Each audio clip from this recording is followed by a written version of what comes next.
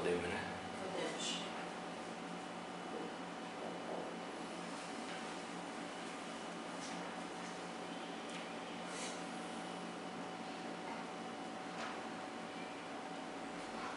Marcou você tem? Tá. Já.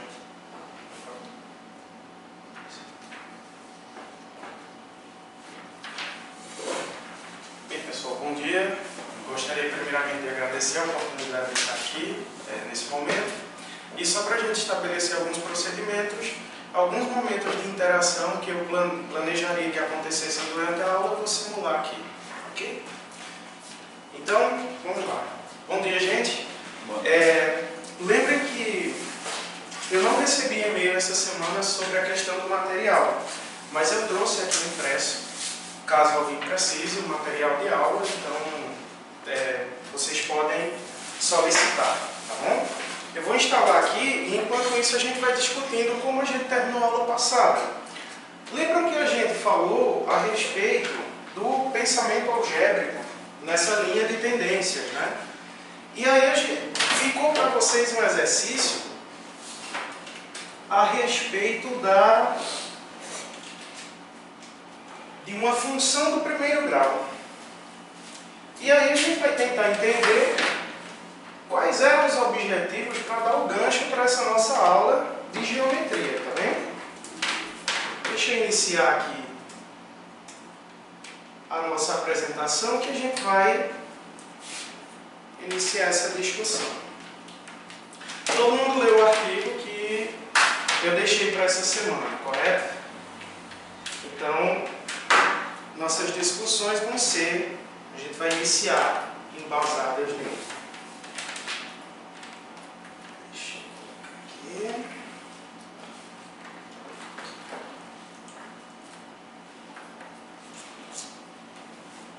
aqui. Apresentação e a gente inicia.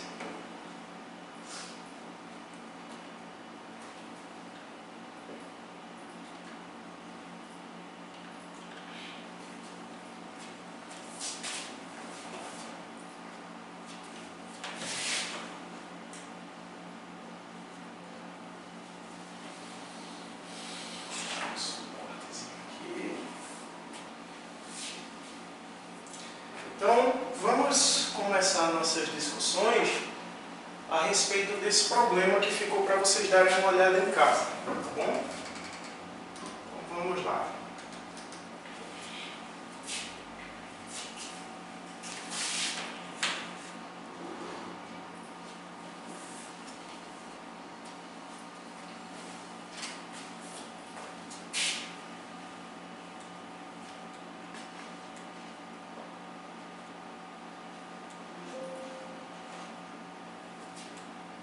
Então, vamos iniciar aqui nosso encontro de hoje sobre metodologia de ensino da matemática na nossa disciplina e vamos discutir fundamentos conceituais e didáticos da geometria, ok?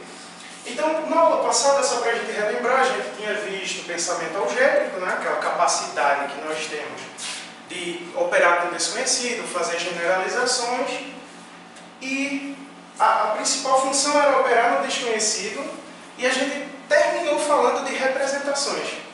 E aí essas representações, nós tínhamos língua natural e algébrica, era uma possibilidade, e a gente falou de representação geométrica. E aí o que é que vocês tinham que fazer em casa? Lembram, a gente tinha essa função aqui, f de x igual a x mais b, com a diferente de zero, e nós tínhamos a função f de x igual a x mais 1. Qual era o procedimento? Lembra que a gente citou alguns pontos que pertencem a essa função. Em seguida, esses pontos puderam ser colocados no plano cartesiano e quando a gente olhava para a tendência formada por esses pontos, vocês iam perceber que nós tínhamos ali uma reta. Lembrando que é uma função contínua, né? Então a gente pode traçar essa reta sem nenhum grande percalço. Só que o trabalho que eu pedi que vocês vissem, que é exatamente aqui da Bonfada e o Edmondson, era justamente esse. A pergunta central. Essa reta é a mesma da geometria? E aí a gente inicia essa discussão hoje falando da geometria, mas a partir de quê? De uma interseccionalidade entre unidades temáticas. Isso é algo já preconizado pela própria Base Nacional Comum Curricular. A gente não tem mais conhecimento fragmentado em caixas. Então a gente trabalha, inicia essa aula de hoje a partir dessa motivação. E é isso que a gente vai discutir. Aspectos conceituais e didáticos da geometria. Essa visão que vai ser sistêmica entre didática e avaliação, uma vez que o processo de ensinar ele também vai implicar em avaliar o tempo todo. Lembra daquela visão de avaliação que a gente vem discutindo? Ela não é um momento pontual. Ela é um processo global. A partir das avaliações, você planeja, você toma decisões didáticas a respeito. Então, a primeira coisa que eu gostaria que vocês fizessem é que vocês respondam essa pergunta. Para você, o que define uma figura geométrica? E aí você pode escanear o QR Code, você pode entrar em mentir.com e colocar o código desse survey, né? 2176-7685. A partir disso, eu quero que vocês respondam. E aí a gente cria a nossa nuvem de palavras. Vejam, alguns falaram de propriedades, outros falaram de visualização. Vejam que é o que mais está aparecendo para a gente. Mas também tem definições, tem axiomas, abstração, representação. Dentro dessa história, são coisas, vocês elencaram aspectos que são inerentes às figuras geométricas. Realmente. Mas o que define essa figura? Imagina que a gente possa ter uma teoria que sirva para acompanhar a aprendizagem do estudante e também que sirva para a gente fazer diagnóstico. E a partir do diagnóstico a gente toma uma decisão. Então, vamos iniciar com uma situação de sala de aula. Imagina que um professor chega e coloca lá no quadro. Ele coloca um retângulo, um losango e um quadrado. Isso lança o seguinte questionamento.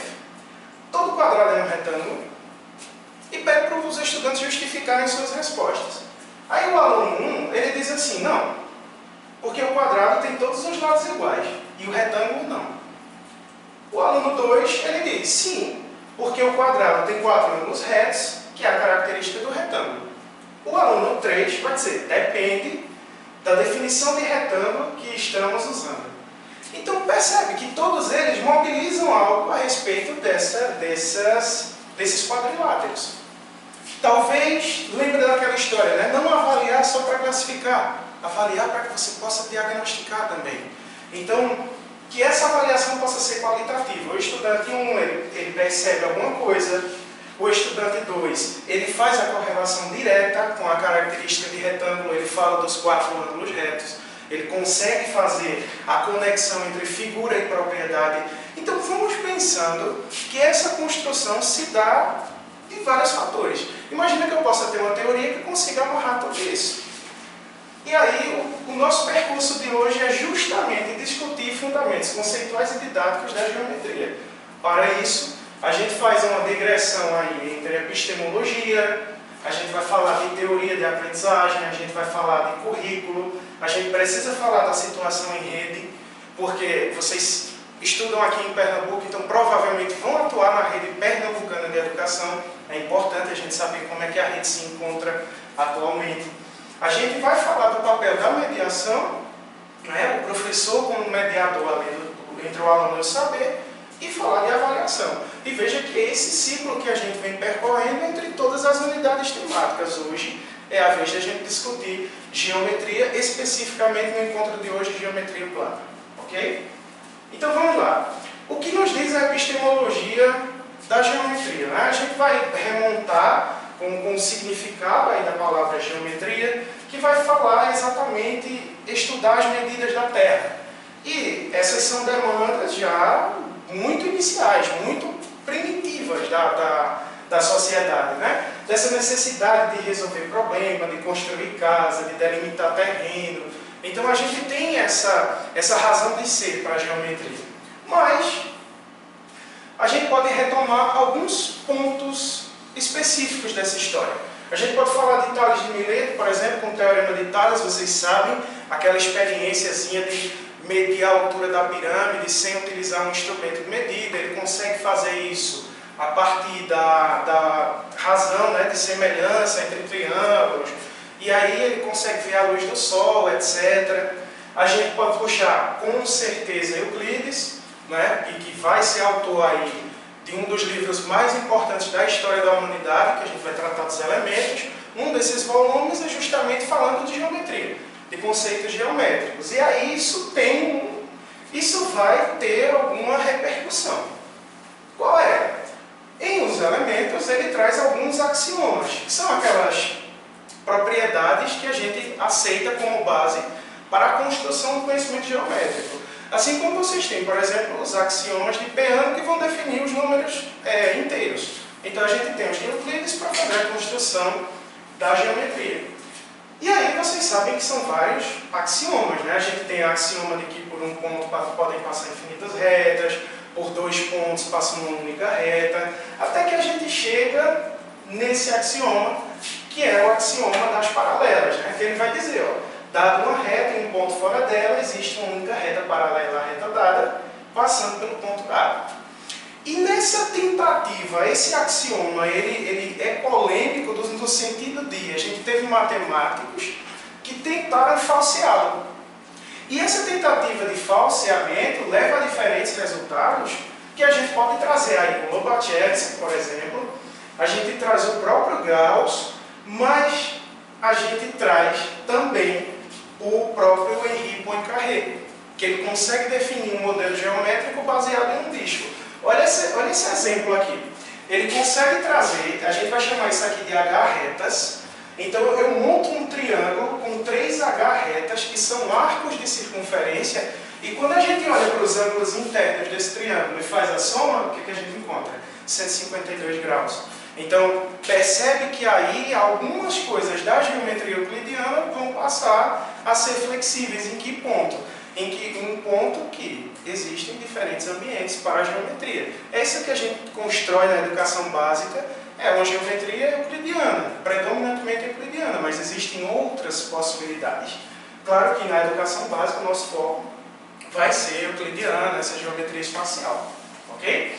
Então, discutir didática e avaliação de geometria, lembra, a gente está focando dentro desses conhecimentos que vocês precisam desenvolver.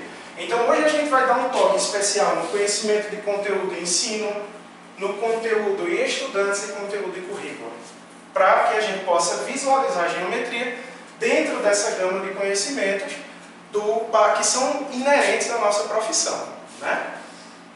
Então, primeiro, Casal Van Hille define uma teoria que a gente pode pensar o pensamento geométrico a partir dela.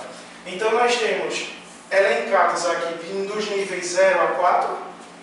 O nível 0 é aquele estudante que só faz a visualização, por exemplo, ele reconhece que um polígono ali de 3 lados é um triângulo, mas aí ele não consegue classificar nenhuma propriedade a respeito dela. Você tem um nível 1, que é um nível de análise, ou seja, você olha para o triângulo, mas aí você vê, olha, esse triângulo tem um ângulo reto. Então, se ele tem um ângulo reto, ele é um triângulo retângulo, ele já associa propriedades à figura. Você tem um nível 2 de dedução informal. Por exemplo, você vai olhar para o triângulo e vai dizer assim, olha, se eu somar os 3 ângulos internos, isso dá 180 graus. Eu não estou provando matematicamente, mas eu tenho uma dedução informal de que esse é um teorema válido. Os níveis 3 e 4 são aqueles que a gente espera que vocês tenham desenvolvido na graduação, que é a dedução formal e o nível de rigor, que é justamente trabalhar com as demonstrações, ok? Então a gente tem, dito pela própria pesquisa que esses níveis eles precisam acontecer gradativamente, essa transição entre níveis tem que ocorrer de forma suave. E aí a gente classifica, que pode ser uma teoria para compreensão e gradação do conhecimento geométrico, mas também pode ser uma teoria da aprendizagem, porque você vai guiar seus aspectos didáticos em cima dessa teoria também. Essa é a proposta que a gente traz hoje. Então, o nosso percurso aqui ele vai estar, lembra, pensando na avaliação como elemento global, a lei de Lucchesi, né?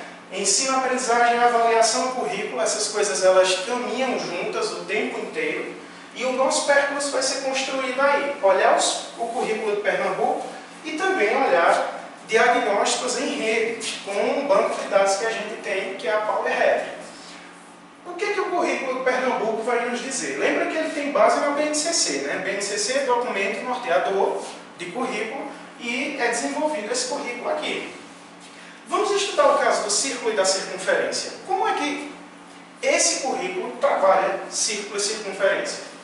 Então, para essa análise, percebam, a gente tem uma habilidade lá do 7º ano, que ele diz que introduz-se a ideia de circunferência a partir de lugar geométrico. Então você tem ali uma primeira introdução à circunferência como um lugar geométrico. Em seguida, ele dá um salto para o 9º ano. E aí no 9º ano ele já fala de ângulo central, ele já fala de arco, ele já fala do trabalho com o círculo. Parece que tem um gap aqui. Mas vocês vão lembrar que em grandezas e medidas vocês vão ter no meio disso tudo o cálculo de área e comprimento do próprio círculo. Então, não quer dizer que exista esse gap real.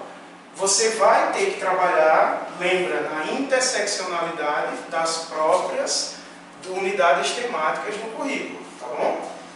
E aí, ele vem aparecer de novo no 3º ano.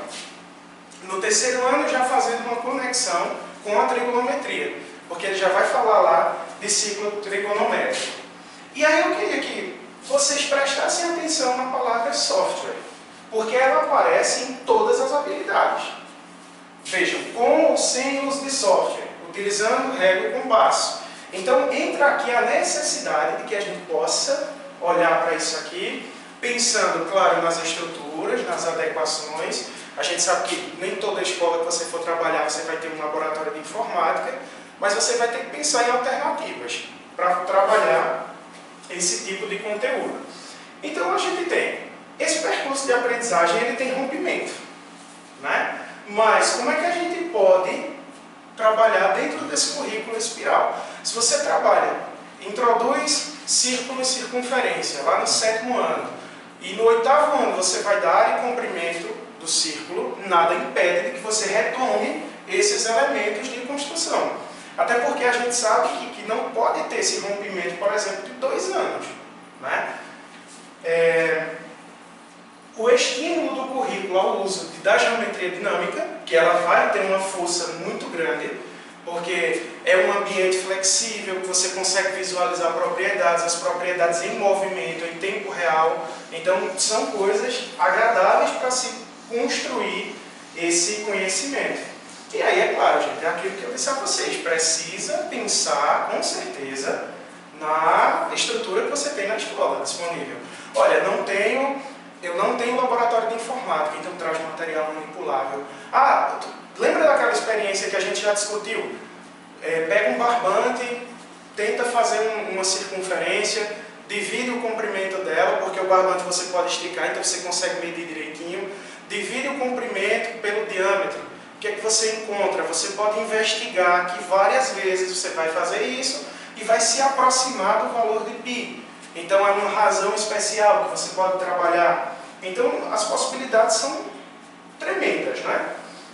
Agora, o que é que você espera que os estudantes saibam? E o que é que a gente tem na realidade? Eu vou mostrar para vocês aqui como está hoje a educação de Pernambuco em relação à proficiência de matemática. Eu quero que fique muito claro que a gente não vai utilizar esses dados como o guia 100% do nosso trabalho. A gente não vai tomar todas as decisões didáticas a partir disso. Mas se nós temos uma plataforma de dados abertos, por que não a gente não pode olhar? Por que a gente não pode incorporar isso como mais uma ferramenta do nosso trabalho? Então vocês podem acessar aqui escaneando o QR Code, eu vou deixar lá no Classroom esse material, vou deixar o link, mas que é justamente a ferramenta Power Hat, que é o BI da educação. Ele vai falar de níveis de proficiência.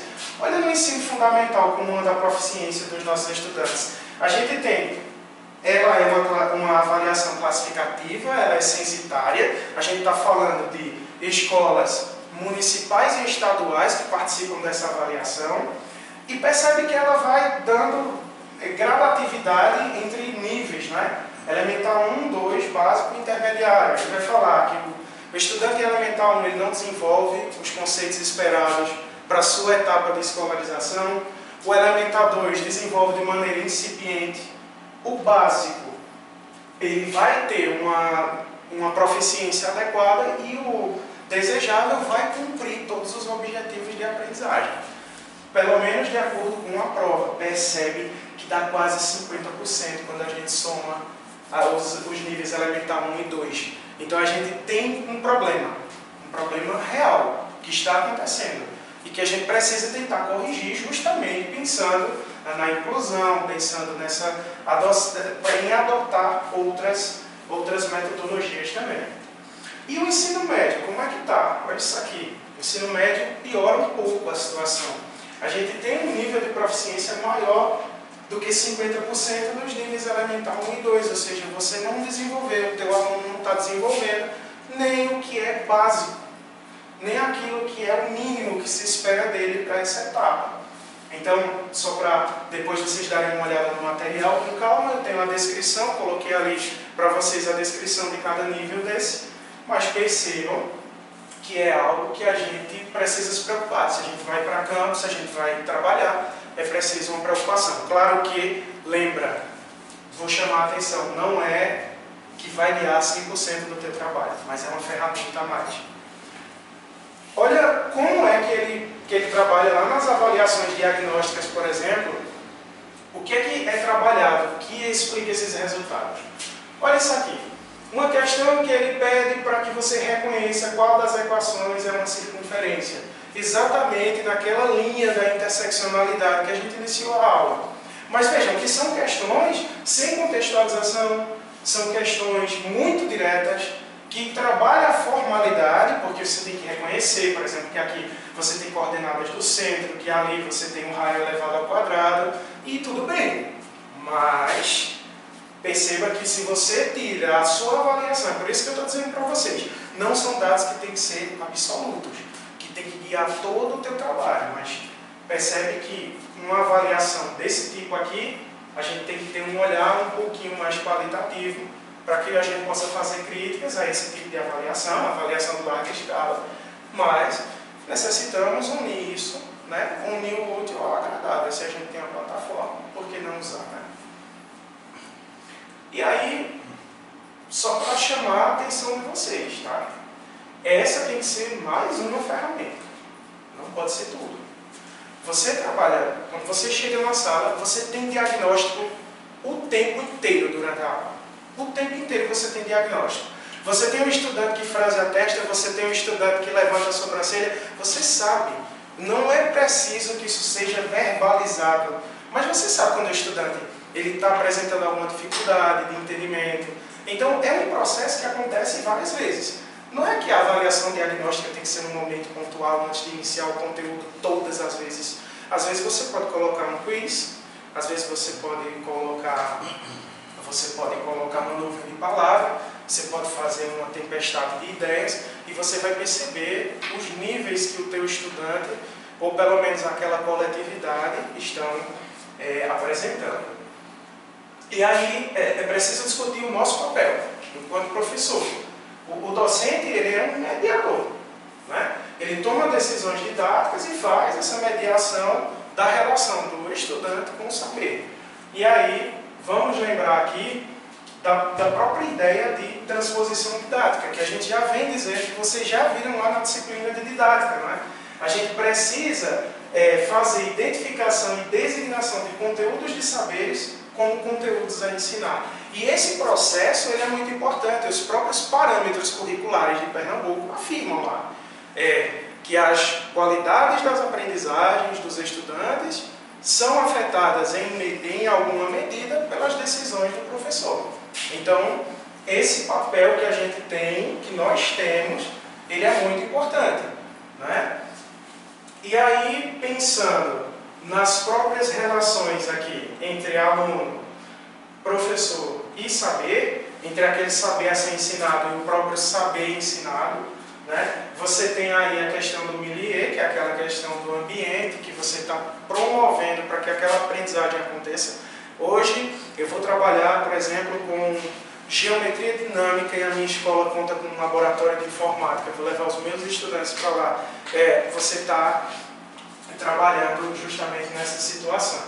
Então, como é que a gente vai discutir mediação? A gente vai falar de metodologia, vai falar de recurso e vai falar de avaliação. Porque toda hora a gente avalia e toda hora a gente redesenha rotas. Então, vamos começar com um caso prático. Tá? Imagina que tu é professor lá do 7º ano e tua missão, teu objetivo de aula hoje é introduzir o conceito de circunferência a partir da ideia de um lugar geométrico. E aí, você se depara, você vai fazer o seu planejamento, você tem a habilidade lá do currículo, que é a habilidade que você vai trabalhar, você tem ela explicitamente colocando régua, compasso e software, e aí você tem recursos imediatos com seus estudantes, que é o lápis, régua e compasso. Ok. Mas aí tu tem um estudante que tem deficiência motora. Então ele não vai conseguir manusear com a precisão adequada o lápis, a régua e o compasso.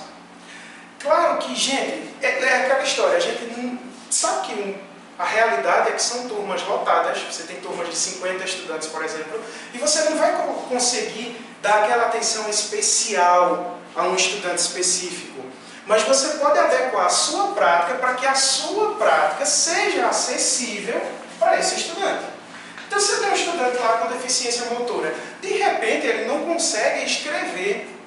Ele não vai conseguir escrever, ele não vai conseguir desenhar um círculo, ele não vai desenhar uma circunferência, mas você tem a possibilidade de trabalhar com computador. Você tem a possibilidade de trabalhar com celular, então de repente ele não tem a precisão motora de desenhar, mas ele pode manusear um software. E aí é nessa hora que a gente começa a se perguntar: o que é que eu proponho? Como eu proponho? Como eu adapto e como eu avalio? Porque todas essas decisões a gente tem que tomar. A acessibilidade não tem que estar só na aula, ela tem que estar na avaliação, ela tem que estar no pensamento que você tem para adaptar as suas atividades, ela tem na forma como você aborda. Então tudo isso são passos que você precisa pensar na hora de propor essas atividades. Então, vamos lá, recorre à definição. Porque é o que a própria habilidade pede, né? Você vai lá na definição, você vai lá no fundamento da matemática elementar, você vai encontrar. Circunferência é o conjunto dos pontos de um plano, cuja distância a um ponto dado desse plano é igual a uma distância não nula dada. O ponto dado é o centro e a distância dada é o raio da circunferência. Essa é a construção da circunferência. Então, se você tem uma turma sem especificidade, o teu planejamento está indicando utilizar régua e compasso, ok, tudo bem, você faz isso. Se você tem essa turma, como foi esse caso, que tem uma especificidade, o que é que você pode pensar? Em objetos digitais de aprendizagem. Aí você pode trabalhar com softwares. E aí lembra que no próprio currículo já dizia, né? Você tem que trabalhar a partir do manual, mas também a partir de software. E aí a gente faz um objeto digital de aprendizagem. Esse aqui vocês podem acessar nesse site ou escanear o QR Code. A gente tem uma construção de uma circunferência a partir do seu lugar geométrico. E aí, primeiro, quais são as coisas que a gente tem que pensar quando você constrói, quando você faz uma construção ali em ambiente virtual? Você tem que ter conformidade com as definições, você precisa dialogar adequadamente com o objeto de ensino de aula. Vocês vão ver, eu vou mostrar para vocês. Ele dialoga diretamente com o objetivo proposto, né, que a gente estava lá no planejamento. Você tem que apresentar os aspectos dinâmicos, porque se você tem a flexibilidade no ambiente, então você vai trabalhar o que é que você... Por exemplo, quando eu altero o raio, o que é que acontece com o comprimento, por exemplo. Então, você vai tendo essas possibilidades, né? E lembre, conhecimento de currículo. A gente pode aqui tranquilamente trabalhar a horizontalidade e ir lá nas circunferências concêntricas. Ah, eu estou no 7º ano, mas eu consigo abordar isso aqui? Posso? Consigo. Você tem um ambiente flexível. Você está construindo. Por que não o teu raio ser um controle deslizante, por exemplo? Então, é claro que a gente pode fazer isso. Eu vou mostrar para vocês aqui essa construção. Olha só. Isso aqui. Esse objeto foi pensado justamente para esse objetivo, tá?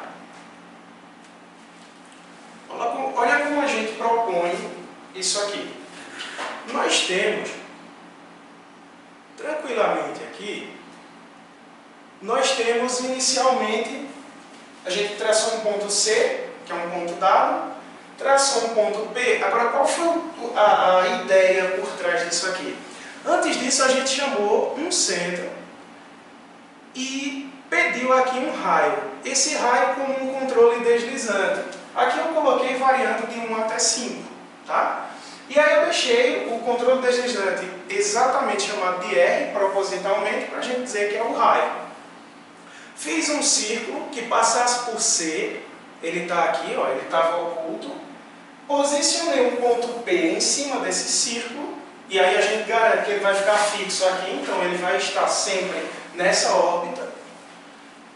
Vou sumir com ele aqui. Em seguida, tracei esse segmento entre C e P, que funciona como o nosso raio. E aí, o que é que eu faço? Animo o ponto P e habilito o rastro. Olha o que vai acontecendo. A gente vai conseguir ver a circunferência como esse conjunto de pontos que está sempre a mesma distância de um ponto dado. A ideia da própria construção da circunferência como lugar geométrico. Ah, mas eu posso mudar o raio? Pode, é só mexer no controle deslizante. E aí você vai tendo, e aqui está o gancho, gente, ó. Olha isso aqui. Por que não discutir circunferências concêntricas? A gente tem circunferências de mesmo centro. E aí isso abre possibilidades para você fazer outras discussões. Ah, eu quero discutir coroa circular. Olha essa região aqui. É a região da coroa circular.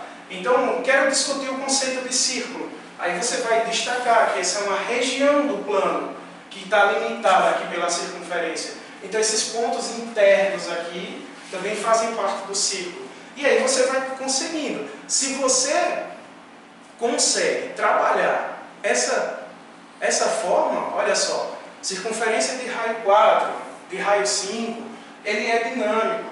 Então você vai conseguir. Lembra da atividade que a gente propôs de dividir o comprimento pelo diâmetro? A gente pode pedir o comprimento aqui e dividir pelo diâmetro, mesmo sem fazer o cálculo nesse momento, já que o nosso objetivo é olhar justamente para a razão que vai gerar π. Então são muitas as possibilidades. Esse applet vai ficar disponível, está no link lá, e vocês podem acessá-lo a qualquer momento, tá? Vamos voltar aqui para a nossa apresentação. Então, dentro dessas intencionalidades, tu percebe que tu consegue trabalhar com um estudante que não tem, por exemplo, a coordenação motora para fazer esse desenho manualmente. E você não deixou de trabalhar o conceito, você não passou por cima do conceito. Essa construção ela pode ser feita tanto você levar o applet pronto, quanto construir junto aos estudantes. Então, são várias as possibilidades, né? Discutir elementos de circunferência, relação entre raio e diâmetro, interpretar as circunferências concêntricas. Lembra? Se tu fala da relação de raio e diâmetro, tu está indo para o nível 2 de Van Rielen. Tu já está começando a trabalhar a figura, suas propriedades e as deduções informais que estão nela. Então, na própria construção, você consegue perfazer o percurso de Van Rielen até o nível 2 lá, que é o que se espera da educação básica. Então, coroa circular, outras possibilidades. Então, você tem uma gama muito interessante. Outra facilidade. Isso aqui, se não tem o laboratório, você pode utilizar no celular. Você pode fazer uso pedagógico na sala de aula do celular. Então, isso é algo muito importante, porque dá ao professor esse poder de flexibilidade. Ok? Vamos lá. Como é que Van Rielen está nos livros do PNLD? Porque livro didático é importantíssimo para o trabalho do professor, a gente sabe disso. E lá nos livros, o que será que a gente encontra de circunferência? Olha as atividades aqui. A gente tem uma coleção específica aqui.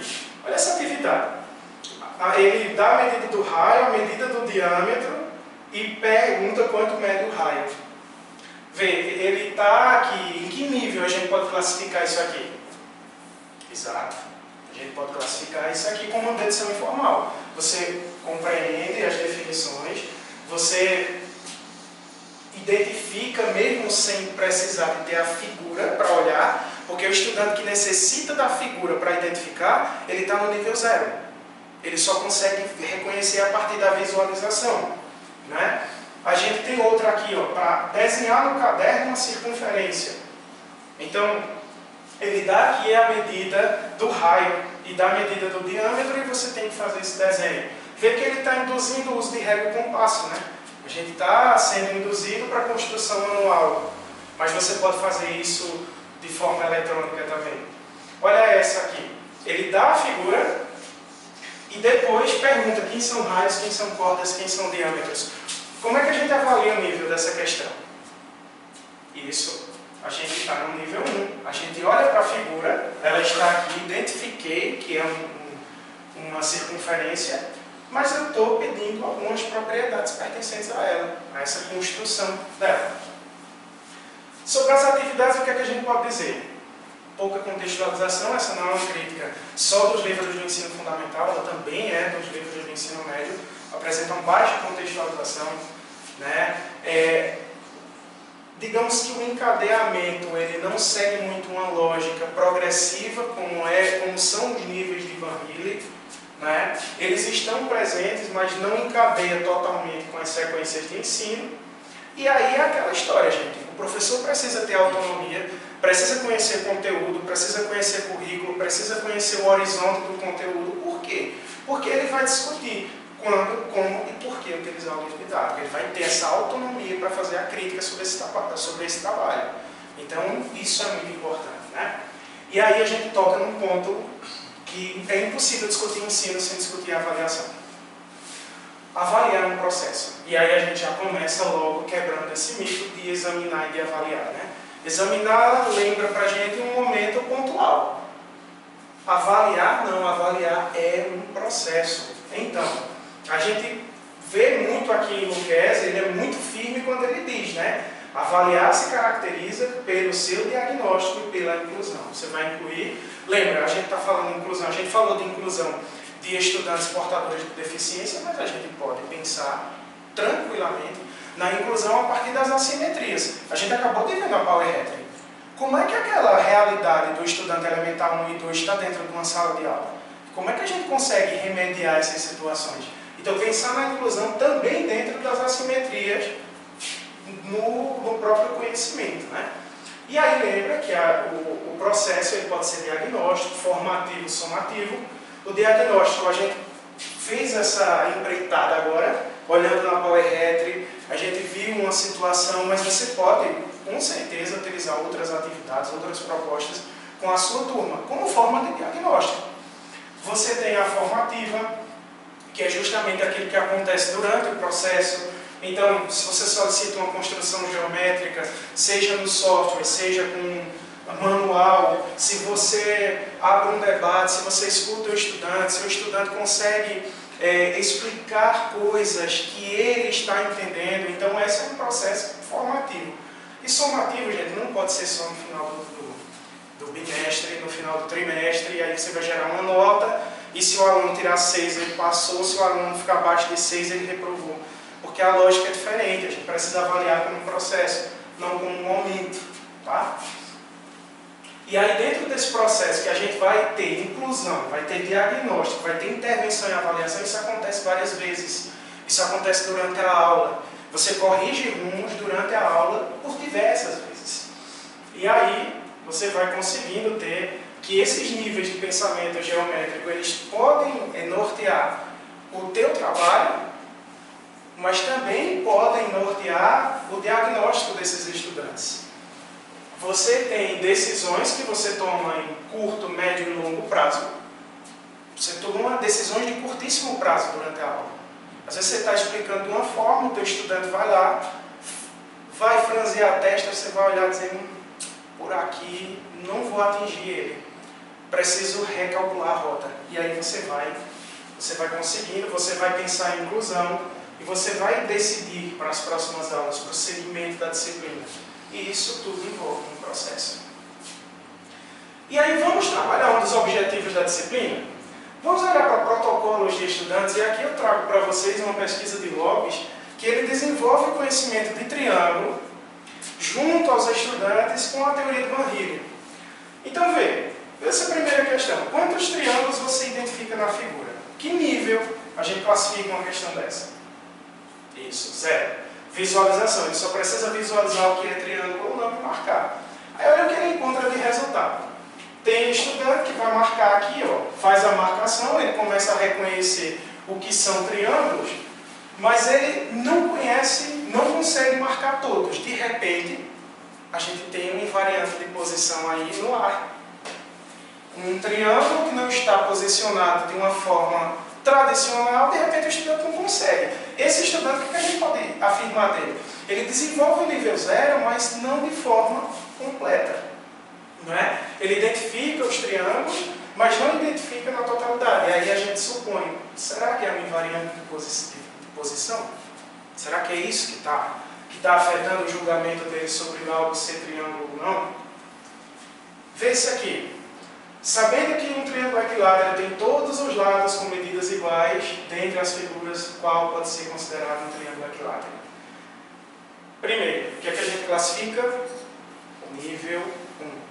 Você está visualizando e dizendo propriedade. E aí a gente tem um estudante que marcou um triângulo isósceles, com dois lados com a mesma medida. Ele diverge da definição de equilátero. Então, o que a gente pode dizer? No nível 1 de Van Hillen, desse estudante, ele não cumpre. Ele não cumpriu completamente.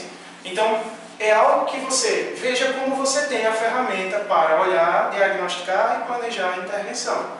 E que ele direciona você para isso. Olha esse outro.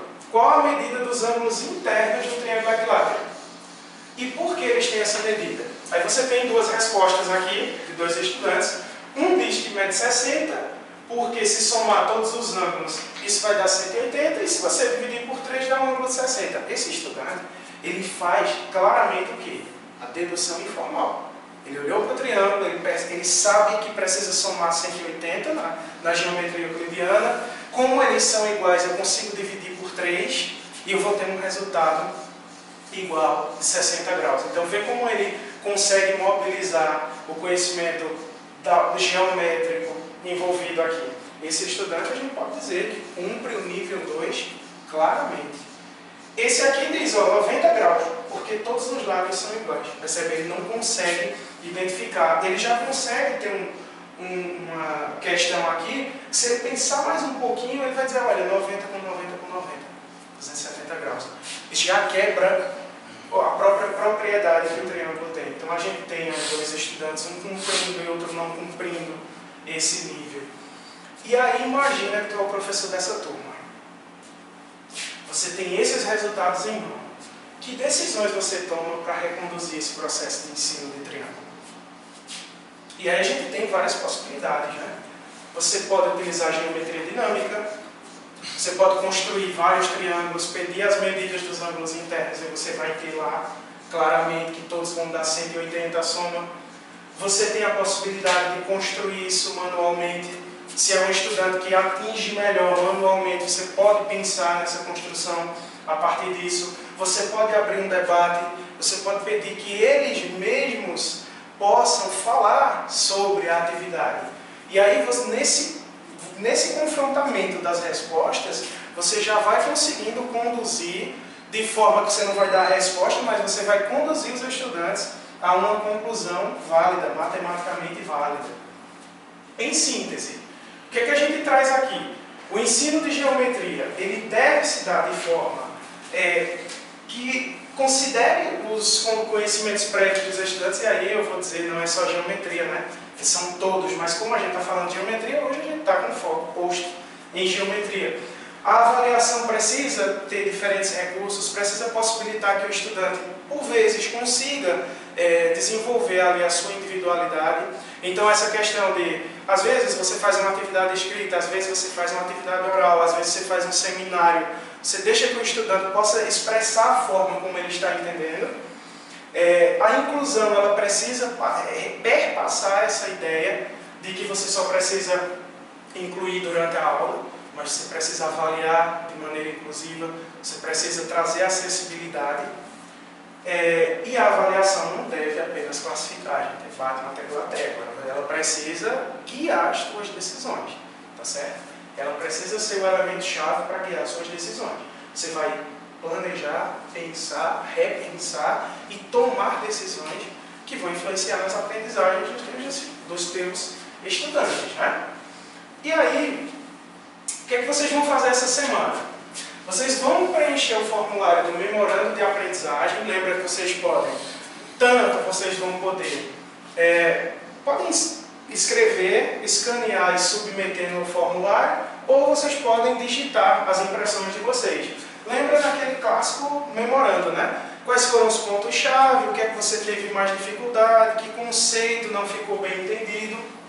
Em seguida, vocês vão analisar a atividade postada no Google Classroom, que eu vou mostrar para vocês, e utilizem o fórum, tá? Então, em equipe, vocês vão montar uma proposta de atividade, vão postar no fórum, todas as equipes vão postar e vocês precisam comentar em pelo menos uma outra proposta, de forma que você possa dar feedback aos seus colegas, e essa sistematização a gente faz na próxima semana, todo mundo junto, ok?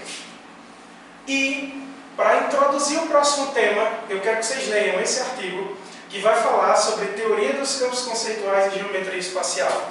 A gente vai dar uma olhada na próxima aula, um ponto de vista sobre geometria espacial. Então eu quero que vocês analisem isso aqui e que isso vai ajudar com certeza na elaboração da proposta para essa semana, tá? Eu vou abrir aqui o PDF para a gente discutir rapidinho a nossa proposta de atividade.